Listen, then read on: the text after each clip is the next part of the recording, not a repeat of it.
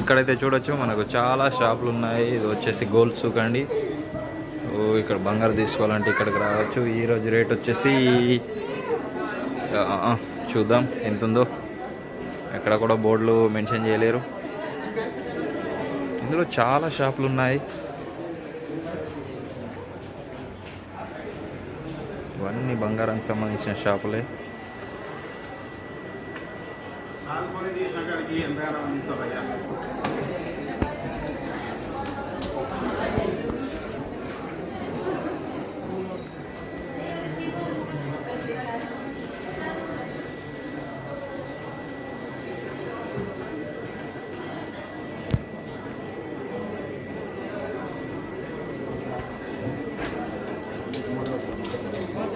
प्रभु